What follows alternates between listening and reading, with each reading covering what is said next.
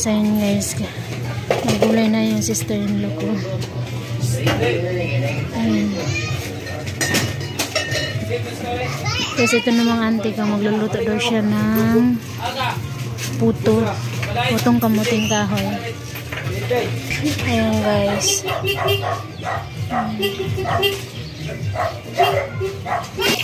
So yun guys, ito na yung aking kamuting alugbati. Yan o. Tapos yung kangkong ko. Ayan. So yun guys, dahil madami yung malunggay na sister-in-law ko, kaya binigay niyo yun sa akin yung iba. Ayan. At napabili na rin ako ng kalabasa at alugbati din. Tapos may karlang pa din naman yung sister-in-law ko. Kaya marami silang karlang na hindi inabenta lahat. Kaya free kaming makagulay kahit anong oras. Yung balak ko is ang pangalo ko nito is malunggay, kalabasa, alugbati at karlang. Sarap na nun, no? Diba? May sabaw na yung mga Jonakids natin. Ayan. So yun guys, napadala po pala yung aking asawa ulit ng 2,900 at ayun, oo, 2,900 at saka para yun pa sana pambili sa gatas ni RG at ibang kailangan ni RG, diaper, yung ganyan, gatas, diaper at pang gasol. Ang inisip ko, ang binili ko na lamang muna is yung gatas at diaper, and then yung ano yung tawag dito bigas. Bumili na ako ng bigas talaga, yung biglo. Ayan. Guys, first time yang napuno yung lagayan ko ng bigas. First time yan, ngayon lang yan napuno. Kasi ano lang talaga yan is kalahati lang talaga. Masaya ako kasi nakita ko yung lagayan ng aking bigas na puno talaga. Hindi na ako problema ng bigas ba, pang ulam-ulam na lamang. Ayan, lulutuin na natin to. Himayin ko muna ito kasi bumili pa naman sila ng panghalo nito. Nagutos lang ako sa mga bata dito.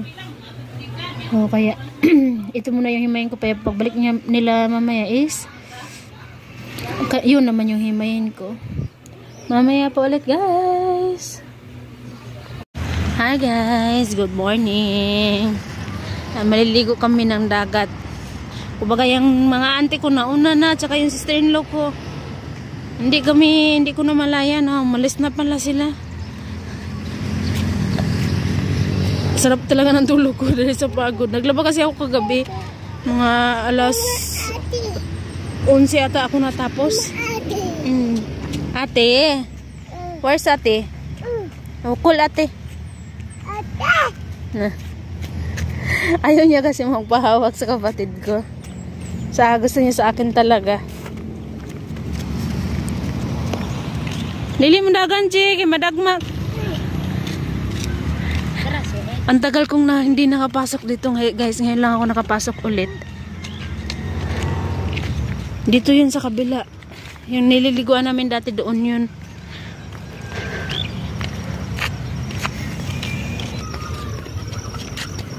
May bata kanina kaya iniwas ko muna sa video. Yung mga bata naglalaro pa rin pala si dito ng Chinese garter.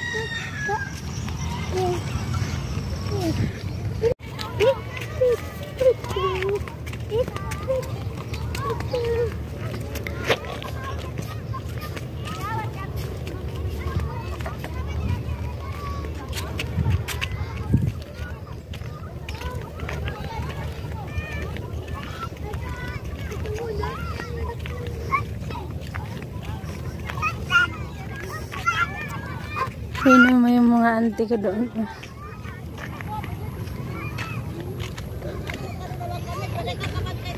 Hinaligo kami doon na side. Malayo pa pala yung planta. Akala ko dito na side yung planta. Malayo pala.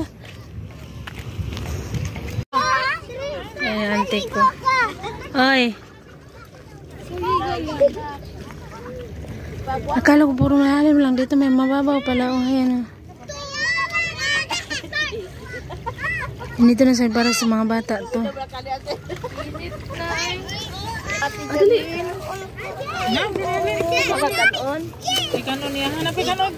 Kamuting kahoy at saka ginamos with kamatis. Ayan.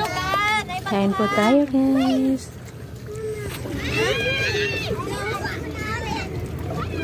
It's so good. Kumain sa Arjay ng kamuting kahoy. Yung mga bata naman dyan ng mingwit. Yan guys, uwi na kami.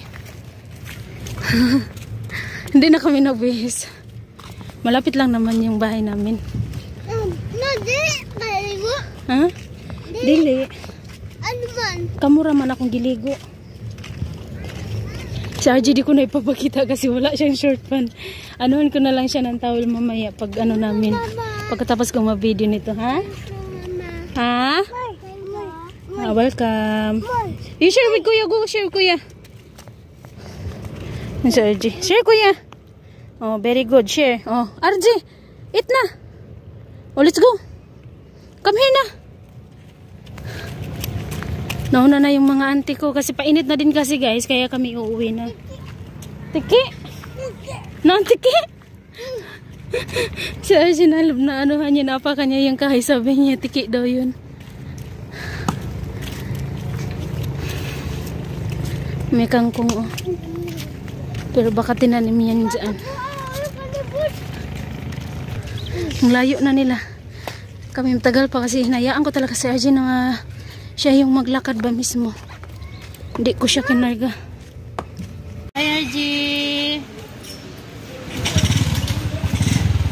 Hi na! Hi guys! Welcome back to my channel. Nandito kami na naman ngayon sa paggawa ng barangay ID. Kaso sira yung nila, yung tawag dito yung machine nila daw. Kaya sabi nila balik na lang daw kami. Pero tanong na rin ako kung kailan ako babalik para naman na once pag bumalik na ako dito talagang confirm na talaga na makagawa ako ba. Si RJ. Si RJ lang yung dala ko. Ay RJ! Si Arin nabilin ko na. Kasi mabilis lang daw naman to. Takot si RJ. Ay, sayang na naman yung pagpunta natin dito. Hindi naman kasi sila nagsabi nung una na may punta ng ate ko dito is hindi sila nagsabi na sira or basta sinabi lang nila sa akin is umalis yung tagagawa ng barangay ID. Kaya nung bumalik na kami ngayon nasira naman daw yung nila machine. Tsaka hindi daw nila alam kung kailan daw maayos. Kaya nanghingi na lang ako ng number ng cellphone nila.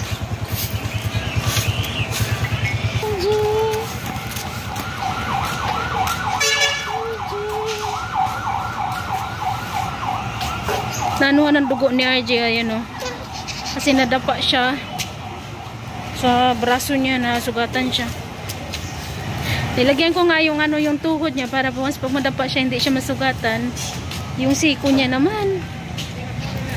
RJ, let's go na, let's go na, let's go. Maraming tao ngayon dito kasi may nag-immunize. Kaya po ulit guys.